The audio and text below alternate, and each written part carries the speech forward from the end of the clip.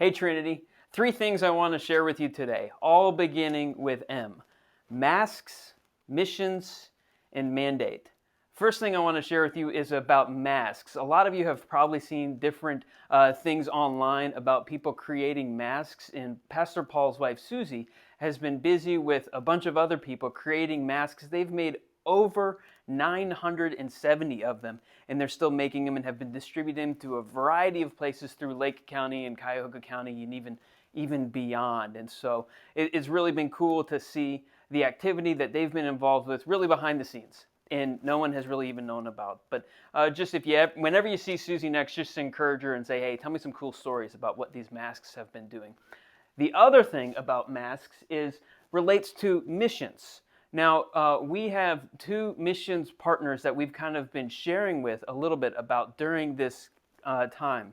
One is our friends on the west side of Cleveland, Abraham Dialli and his church, International Fellowship Church.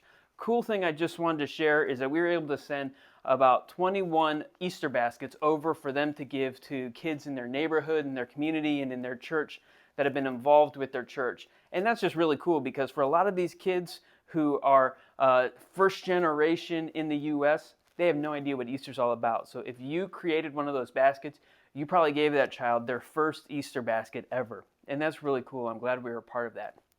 Another mission partner we've been talking about is our friend in China. Now, you often know, if you know who he is and who the family is, we don't talk about his name because of the ministry that he's involved with. But really, it's a demonstration of partnership because there's been two things going on in the midst of all of this COVID crisis. One is he's been concerned about us and kind of knowing that we're in the midst of this now that China has kind of walked through it, even though he wasn't in kind of the real intense areas.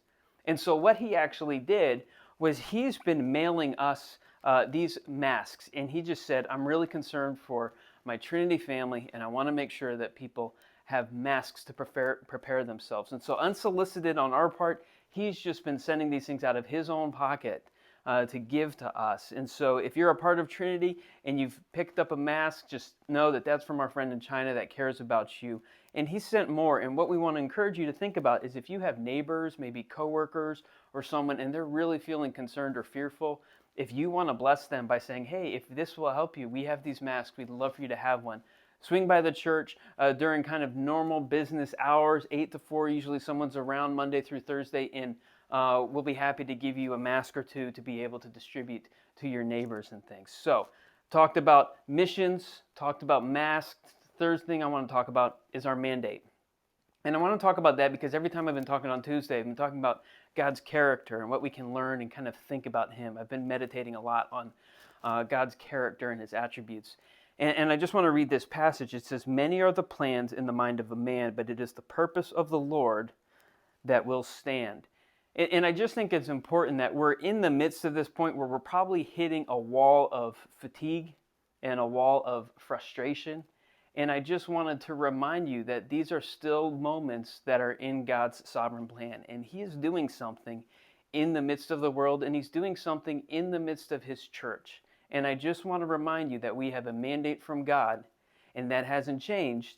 And He's actually going to be using this, I'm certain, over the next few months to transform us and to cultivate in us a new posture for how we're supposed to impact the world and our community.